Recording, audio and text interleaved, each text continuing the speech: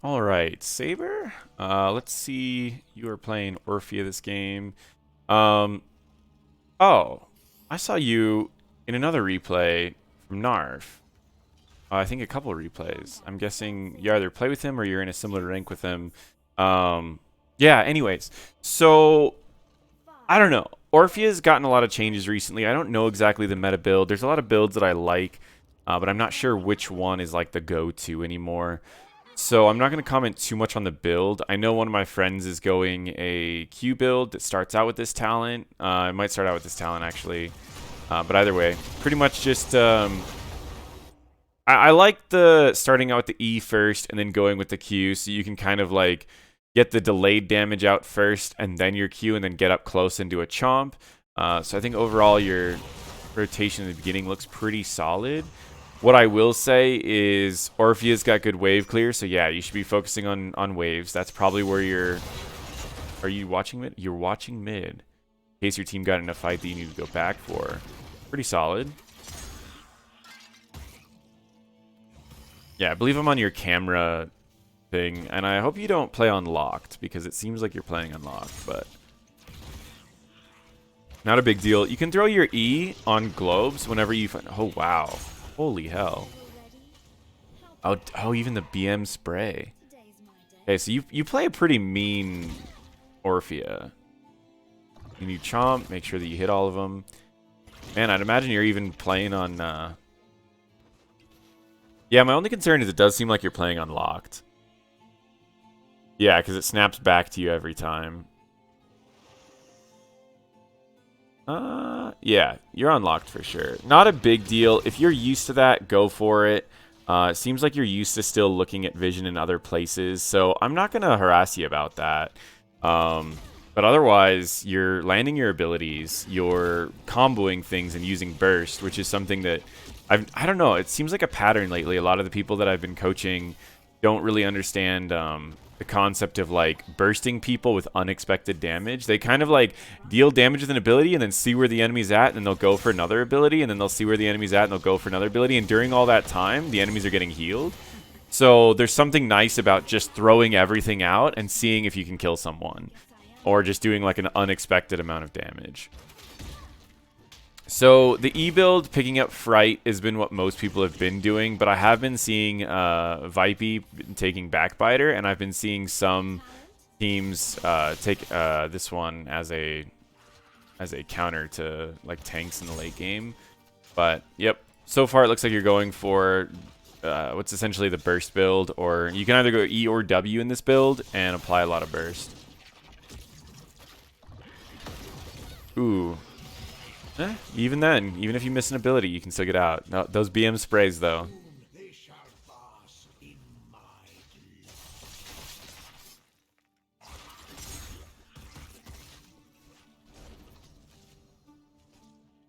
Hmm.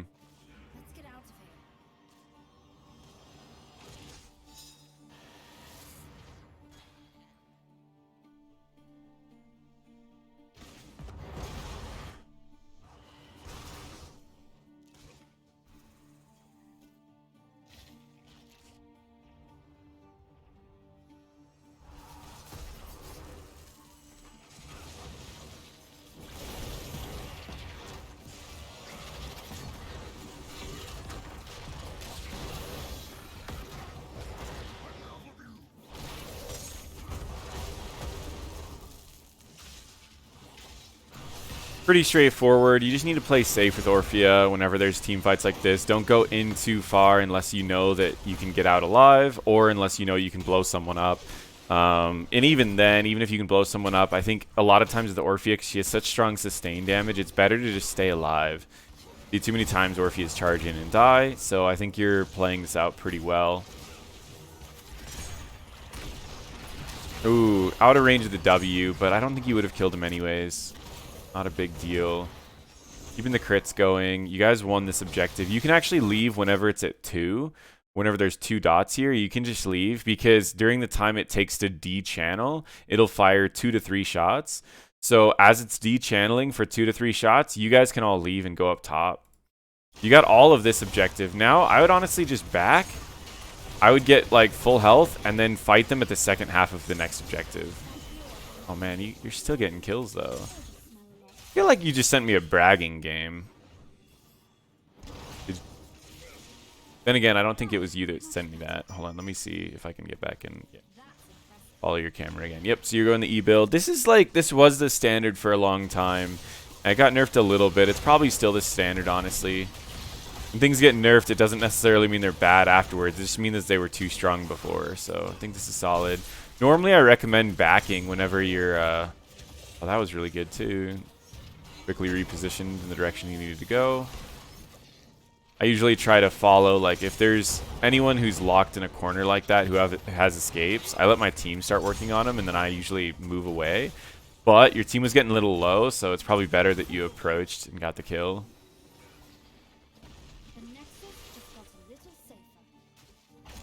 You may want to double soak for your team.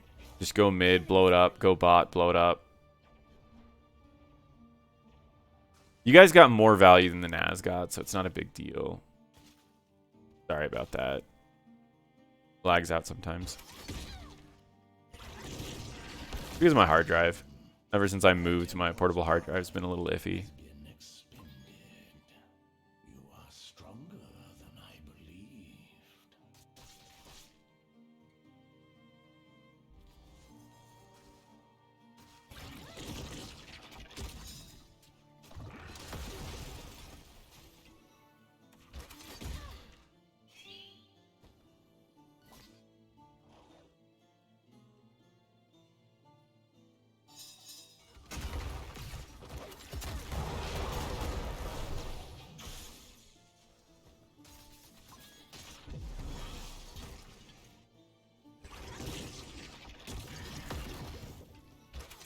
You're a little low. I always like to back before objectives.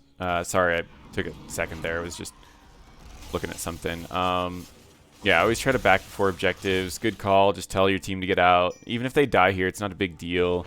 You guys will be 10s before them. Looks like the Garrosh is dead for sure, but everyone else should be okay.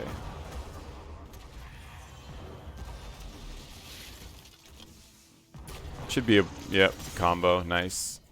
Solid combos, honestly. Like, you dread first, get the slow out, you do your waltz. That way you can get closer to them for the cast time that you used on dread. And then you just finish off with a chomp, and they get hit by the chomp and the dread at the same time. Eternal Feast, I don't like this unless you have a lot of CC on your team that you can combo with. I prefer Crushing Jaws than just full combo with Crushing Jaws. You do the same thing that you've been doing. You do a dread, and then you do a Crushing Jaws, and then you charge in and do a chomp. And the chomp, everything will get pulled in from the Crushing Jaws before the chomp and the dread hits. So it's just a easier combo to do, and you don't need any other follow-up on your team. Eternal Feast, on the other hand, like, you need to have a lot of CC on your team, or you need to be fighting on maps that have like really clustered fights, like Volskaya, for example. Or like Infernal Shrines, where they're just kind of stuck in a small location for a long time.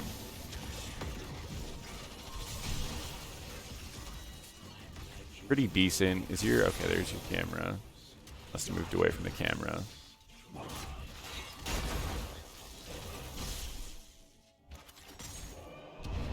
Ooh, that was a really good Horrify. Like how you're just trying to keep your passive up, trying to get the heals off for there. When you're that low, I usually don't hit fountains, I just back.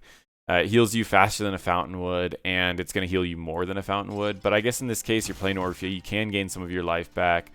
You guys do want to be fighting over this temple. You're all full health now, and they've used all of their ults. You shouldn't be going...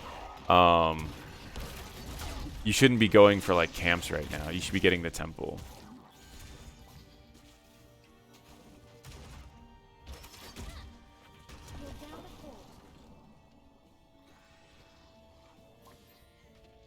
Have a con 10 or 5? I don't know. I'm surprised no one's going for this temple. There we go. Like, the temple was yours because they had all their cooldowns used, and you guys still had Eternal Feast and Nova's ult.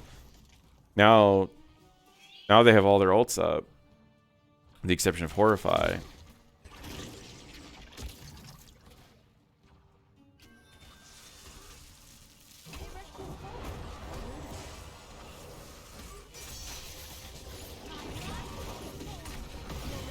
Right on. Again, a lot of burst. Killed their healer. Right on to the next target. I mean, in team fights, you're really solid. Just need to be a little bit more understanding of what's a good fight, what's a bad fight, when to get out, when to back.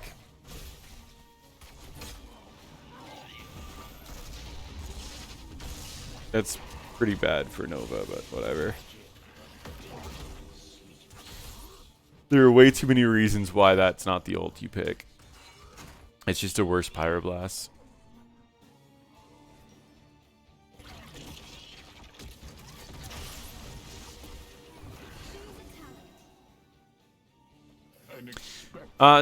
This works in the burst build, but a lot of people have been running this one instead.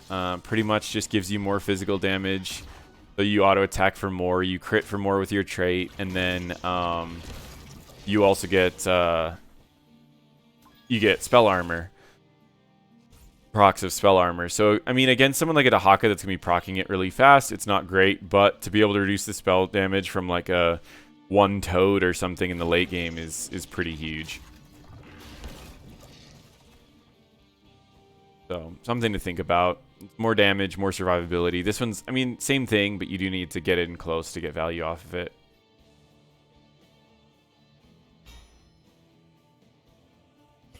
Yeah, they're all missing. I don't know. They're probably just getting their camp. Interesting.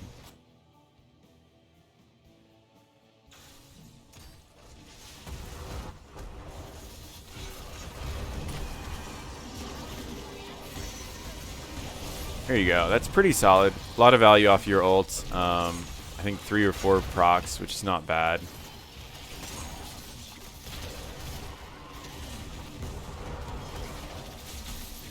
Unfortunately, just not enough damage. Like, even though the fight did go pretty favorably, it's just if you can't burst fast enough with Tranquility, then it's just nothing you can do. I would say, like, oh, if you went crushing, you could have CC'd them and then maybe gotten the kills. But honestly, like, you just needed the sustain damage. And your build's very bursty, so if you can't kill someone in burst, you get no value. A lot of people are running, like, these like, hybrid builds, and they see that the enemies are tanky. They'll go with, like, a Q build, and then they'll just melt people down with sustain damage and tell their team to play safe. But you guys have an Uther on your team. You have to play bursty. So really, it's just like, you need to blow up like the Malfurion at the start of a fight, or else you just get nothing out of it. I see you're doing exactly that. Like, you're like, if I can't kill this Malfurion, like, we're done. He just heals too much. You're not gonna be able to kill him because he has the oh, this sucks. You guys were able to trade a kill, but I don't know if it's worth it. They're 16s as well.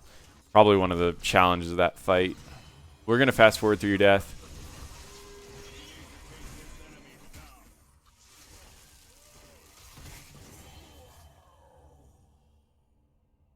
Yeah, I don't like... I'm never a big fan of, like, oh, focus the healer, because usually, like, by the time you can get to the healer, if the healer's playing correctly, you're going to be peeled off a million times. Problem is, like, the tanks are ignoring you, so that's the good part, is you could actually be focusing primarily on that. But yeah, you guys are running a burst comp, and the biggest way to counter a full burst comp like this is just run a bunch of people that are tanky. That's all they did. They just drafted all these, like, beefy heroes. Nazeebo's a beefy sustained damage. He's got the extra spell power and everything, and he can stay really far back, health stones, all that. Then you've got, like, Dahaka and Nubarok and a tanky healer. Like, just generally, they're all playing just beef. So that's where you want, like, sustained damage and just melt down their tanks. If they go, like, too beefy, then they don't have a lot of, like, sustained damage. But now the game's kind of over. All they need to do is get a boss here and they win the game. But you also can't go in there. So when you reveal with that, if I ever see someone who reveals with an ability that's... that tells me a few things. That one tells me that they aren't in that bush. Two, it tells me that I can go hide in that bush now and they won't know. So it's a little risky to do that, but at least you know they're not doing boss. Oh, they are doing boss. Solid ult. Just unfortunate that the timing wasn't great, and you're in a bad position. I mean, you're not. Nova was. Cocoon, and that is game. So the big thing I would say is when you're drafting like your team comp, you just need to make sure you have everything that you need. I mean, you did get the percent health here, but there's builds that do a little bit more sustain damage if you feel like you're never gonna be able to burst. But I think generally your team just didn't really know how to play out the fights. These are the times where just communication helps out the most. As much as I'd like to go into like Range Assassin and show you what you did wrong on Orphia, I think you did mostly everything correct. It just comes down to like what were the calls you were making and what were the team fights you were taking. The only thing that I was really going to show at all is just the full combo that could be done a little bit differently. So, for example, we'll go the same exact build that you were going. We'll complete the quest, and we'll pick up Crushing Jaws. And let me make sure that I don't grab anything I don't want to grab here. So, essentially, the way the combo works is you fire off an E, an R, a Q, move closer, and then W. And you can see 2,479 damage. Look at how much health your average assassin has. Or if he actually has a little bit more than average health. So you do 100% of an assassin's health. That means if a Malfurion were to show up, let's say select enemy hero, let's make it a Malfurion, and you do this whole combo on the enemy Malfurion, you can kill him much faster than waiting for like multiple procs of Eternal Feast. And it's not too hard to do because you're going to be slowing the enemies with Fright. So it's definitely something that you can do and really blow someone up. If you're ever in a situation where you need to blow people up alone, this is kind of the way you want to do it. You want to wait until the enemies don't know you're there or until the enemies like settle in a situation. Once they've settled, you just go for it. Boom, that's it. Malfurion's dead. You don't need to wait for your team. You don't need to wait for anything. You just 100-0 a Malfurion in the same build that you're going. And then if you ever notice yourself going against a tank, and the enemy team's just really beefy, just pick up the Q build and take like a you can hit like a W so that you can play a little bit safer in case the enemies ever dive on you. So you could go with something like this if you wanted, Crushing Jaws, and then if you're ever going against tanks, you just seriously just keep hitting them with this, lowering your cooldown, adjusting yourself, and if the enemies ever dive on you, your W will put you in the exact position for your Q. Oh, I didn't get backbiter, never mind. Ignore that. But yeah, I mean, that's like literally all it is just sustained damage with a 1 second cooldown. So you want to abuse that as much as possible.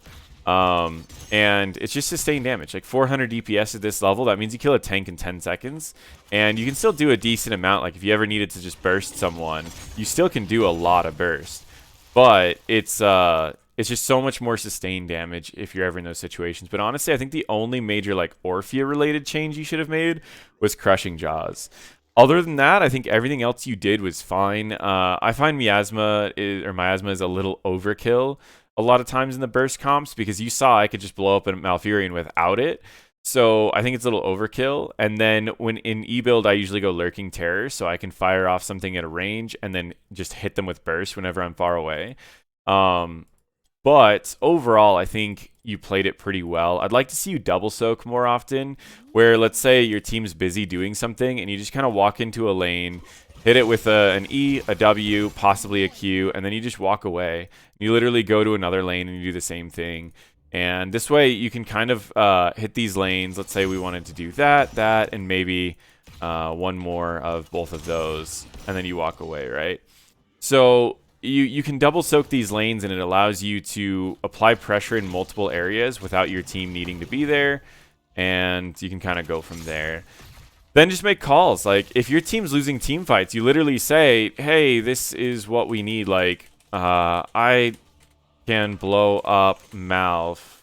I just need him to step up and then get stunned. And if you hit anyone else with this combo too, I mean, it's even more damage. Let's say, for example, you catch like one person here, pop this, use this, boom, burst. You know what I mean? I did the thing incorrectly, but you could do it at any point with this combo because you're going to scoop everyone up. So, for example, there was a fight there where like your Uther went in, he stunned everyone, and then like you didn't have much follow up other than your ult, and they just turned around and one target got isolated, one target got stunned, one target got this, one target got that, and you guys just couldn't kill anyone because everyone on your team was locked down in some way. But if you would have stunned everyone with that burst, it would have been much, much scarier. So that's just kind of what I wanted to share. Hopefully this helped out, and if you have any questions, just let me know.